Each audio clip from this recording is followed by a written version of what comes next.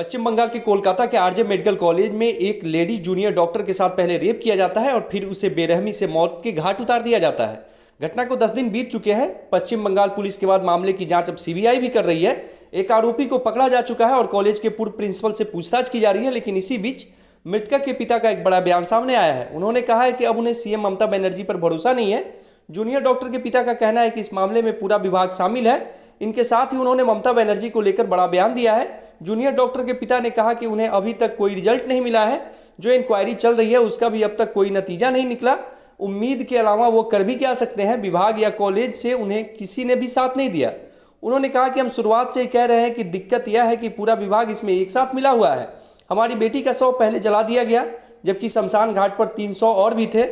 Junior doctor के पिता ने मुख्यमंत्री के लिए कहा कि उन्हें ममता बनर्जी पर पूरा भरोसा था, लेकिन अब वह भरोसा खो चुके हैं। उन्होंने कहा कि मुख्यमंत्री पीड़ित परिवार को न्याय दिलाने के लिए कुछ नहीं कर रही। वह सड़क पर उतरकर न्याय दिलाने की बात तो करती है, लेकिन आम आदमी जब न्याय मांगता है तो उसे बंद करने की कोशिश की जा रही है। यह सब क्या है, हमें इस बात का बहुत दुख है। हमने जिन लोगों से बात की, यहाँ तक कि एमबीबीएस डॉक्टर भी इस बात पर सहमत थे कि ये एक इंसान का काम नहीं हो सकता। पिता को लगता था कि उनकी बेटी अपने वर्क प्लेस पर सुरक्षित रहेगी। उन्होंने कहा कि उन्होंने उसके लिए कार खरीदी थी ताकि वो सुरक्षित हॉस्पिटल पहुंच सके, लेकिन उन्हें ये नहीं पता था कि उन्होंने रास्ते के लिए तो कार खरीद दी थी, लेकिन हैवान तो हॉस्पिटल में भी मौजूद थे। उन्होंने उनकी बेटी की बेरहमी से हत्या कर दी। 9 अगस्त के बाद से ही देश भर के डॉक्टर्स हड़ताल पर रहे, इंसाफ की मांग कर रहे हैं। इधर हैवानियत की इस घटना के बाद सुगौली के प्रसिद्ध चिकित्सक डॉक्टर कौशल्या केसरी की प्रतिक्रिया सामने आई है। सुनिए डॉक्टर कौशल्या केसरी को। इस वक्त मैं बिहार के पूर्वी चंपारण जिले के सुगौली में मौजूद हूं और आपको बता दें कि मेरे साथ सुगौली के चर्चित डॉक्टर कौशल्या केसरी जी हैं और हम सीधे बात करते हैं कि कोलकाता में एक जूनियर डॉक्टर के साथ घिनौना काम दुष्कर्म कर हत्या कर दी गई, जिसमें एक आरोपी की गिरफ्तारी भी हुई है। उसको लेकर हम बात करेंगे। पहले स्वागत है आपका मैम। नमस्कार मैम, जो कोलकाता में कांड हुआ है एक जूनियर डॉक्टर के साथ, आप भी एक महिला है और वो भी एक महिला डॉक्टर के साथ घिनौना काम हुआ, उसको लेकर आप क्या कहेंगे? ये तो बहुत जघन्य अपराध हुआ है कोलकाता आरजी हॉस्पिटल में, वो भी एक चिकित्सिका के साथ जो ऑन ड्यूटी थी। ऐसी परिस्थिति में कोई भी डॉक्टर, चाहे वो महिला हो या पुरुष हो, डर के माहौल में कैसे अपना बेस्ट परफॉर्मेंस दे सकते हैं? वो लोग काम कैसे कर सकते हैं? काम करना मुश्किल है। और ऐसी परिस्थिति में यदि डॉक्टर काम नहीं करेंगे तो जनता भी तो परेशान होगी। तो इसमें चिकित्सक के साथ साथ आम जनता को भी रोड पर आना चाहिए और इसके लिए आवाज़ उठाना चाहिए कि एक एक्ट बने जिससे कि चिकित्सक लोग सुरक्षित रह सकें, उनकी सुरक्षा का ख्याल रहे गवर्नमेंट को, ताकि उनके साथ कोई उपद्रव नहीं हो, कोई अपराध नहीं हो उनके साथ। ऐसी महिला चिकित्सिका के साथ इतना जघन्य अपराध हुआ और उसके बाद उनका मर्डर कर दिया गया। यह तो बहुत दुख की बात है। इस पर तो कुछ, इसके लिए जितनी भर्त्सना की जाए वो कम है। फिर ये हर चीज़ का राजनीतिकरण हो जाता है। ये सब भी बहुत गलत है। यदि कलकत्ता में ये दुर्घटना हुई है और ममता सरकार को गहन छानबीन करना चाहिए तो वो रोड पर उतर गई हैं। अब ये मेरी समझ में नहीं आता है कि वो किसके विरुद्ध में उतर रही हैं। गवर्नमेंट वो हैं, मुख्यमंत्री वो हैं, स्वास्थ्य मंत्री वो हैं, गृह मंत्री वो हैं, तो विरोध में किसके वो उतरी हैं? उनको जो चीज़ करना चाहिए वो गुहार लगा रही है कि उसको अपराधी को फांसी मिलना चाहिए, अपराधी के साथ ये होना चाहिए, वो होना चाहिए। तो किससे कर रही हैं ना? इसका मतलब है कि केंद्र सरकार से गुहार लगा रही हैं। तो केंद्र सरकार का तो जब वो वहाँ की मुख्यमंत्री गुहार लगा रही हैं ऑन रोड, तो इस समय तो केंद्र सरकार की जिम्मेवारी बन जाती है कि वो तुरंत छानबीन सीबीआई से करा ही रही हैं और इसी दौरान में वो राष्ट्रपति शासन लागू करे, क्योंकि वहाँ की मुख्यमंत्री बिल्कुल नाकामी है। वो कुछ भी काम उनसे अपना राष्ट्र नहीं संभल रहा है। ऐसी ऐसे मुख्यमंत्री के राज्य में इतनी अराजकता होने पर भी केंद्र सरकार राष्ट्रपति शासन ना लगाए तो क्या कहा जा सकता है। जब मैम सरकार ही रोड पर उतर आई है तो फिर उस पीड़िता को इंसाफ कैसे मिलेगा? सरकार उतर आई है इसका मतलब कि वो छुपा रही है, कुछ गलत काम हुआ है उनकी जानकारी में जो उनको पता होगा।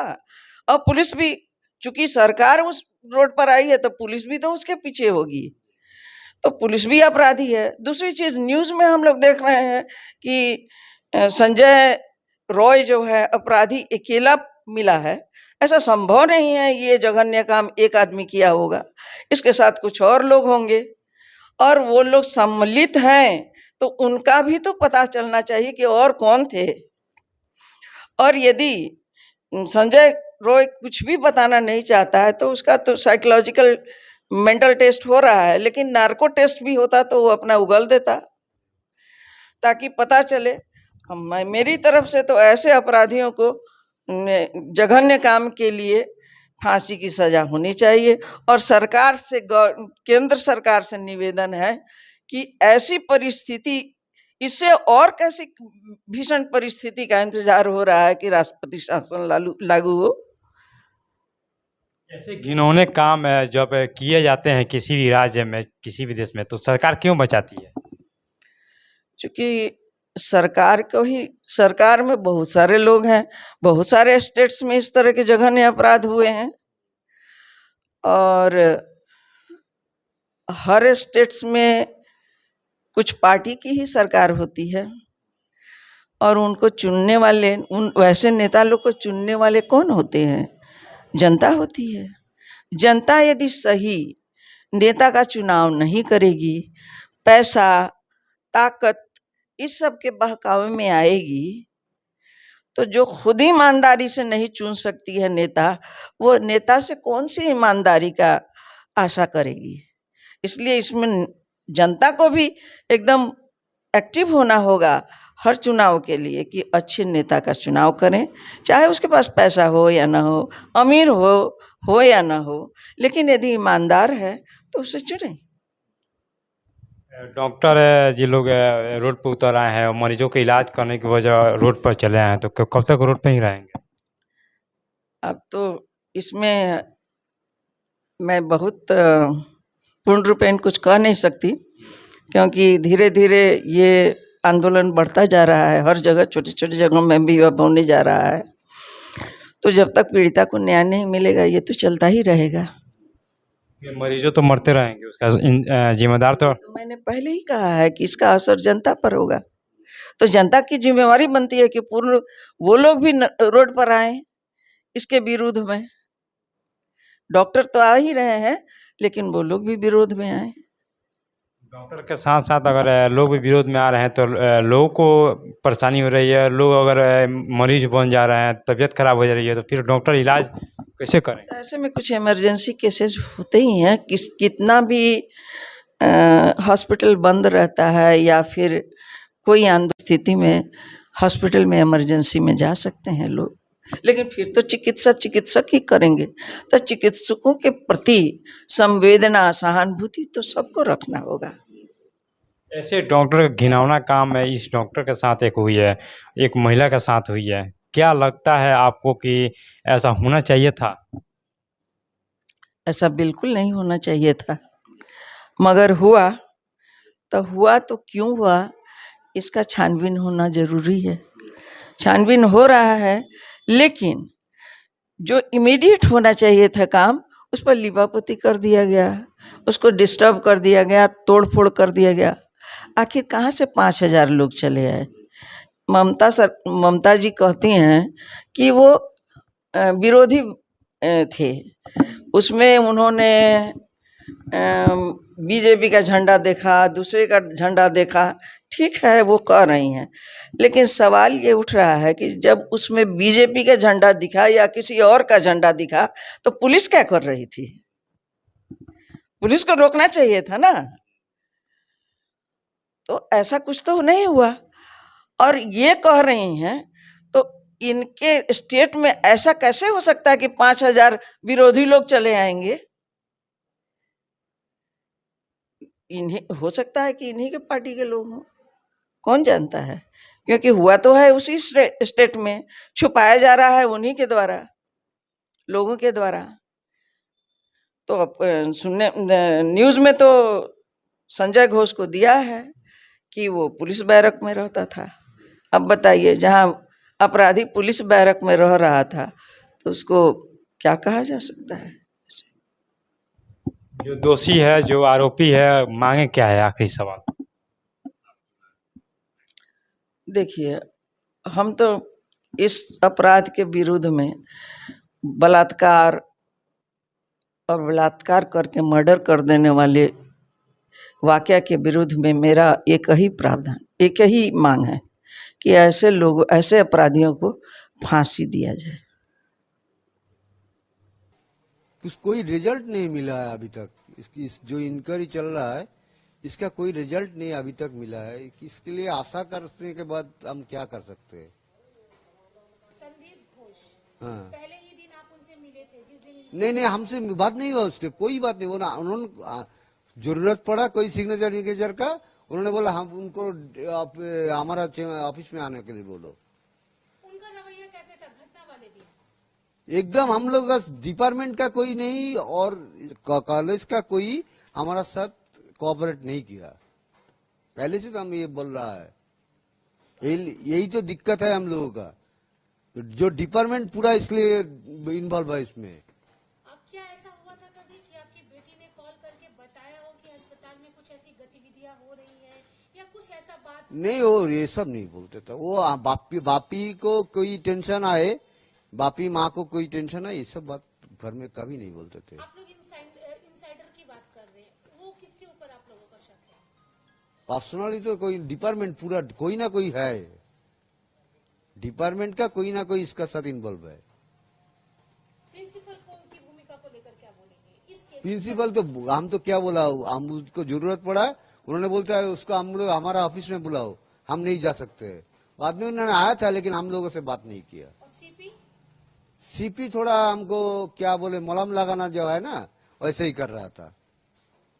अगले दिन तो कोलकाता पुलिस के ऑफिसर भी आपसे मिलने आए थे, हाँ, वो उन्होंने क्या आश्वासन दिया था? उन्होंने भी आश्वासन देके चला गया, लेकिन हम लोग को देखा जो आश्वासन उन्होंने दे रहा है वो हम लोग ठीक नहीं लगा, इसलिए सीबीआई के पास गया। अंतिम संस्कार की जो बात आ रही है हाँ। कि जबरन करवाया गया, क्या ऐसा है कि आप लोग नहीं चाहते थे तुरंत अंतिम संस्कार हो और करवा दिया गया?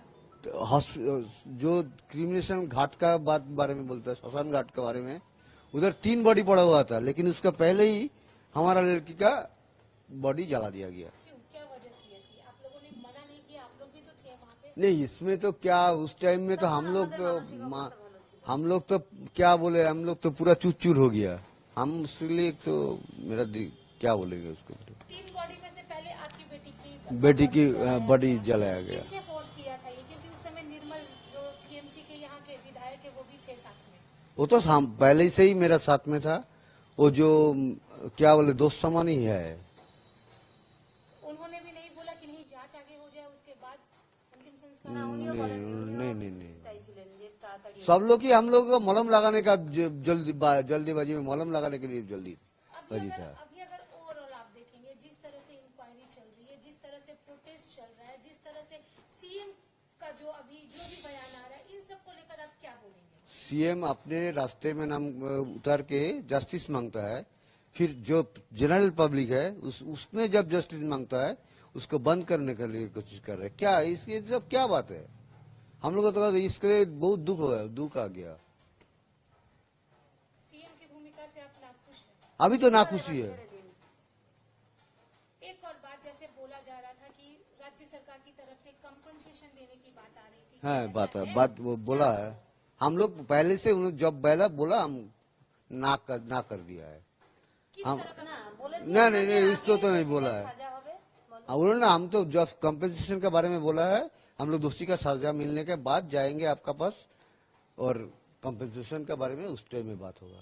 और 20 में एक आर्टिकल में 7 से गिर कर हम लोग को मालूम नहीं है। अभी आप लोगों की आखिरी डिमांड जस्टिस, एक जस्टिस ही है, राज्य सरकार की क्या है? वही जस्टिस देने का मदद करे। सर, आप संदेह जता रहे थे जहाँ पे बॉडी था वहाँ पे शायद आप लोगों को दिखाने के लिए जो इंसिडेंट हुआ अलग जगह और जो हो सकता है, हो सकता है। क्या देखा आपने, क्या बोला? আর এবার ছাড়ুন, ये तो नहीं, इसके बारे में तो हम नहीं এবার जानते ना। আপনাদের মাধ্যমে আমি সমস্ত বিশ্ববাসীকে একটা বার্তা দিতে চাই, আমরা সন্তান আর বাবা মা দুজন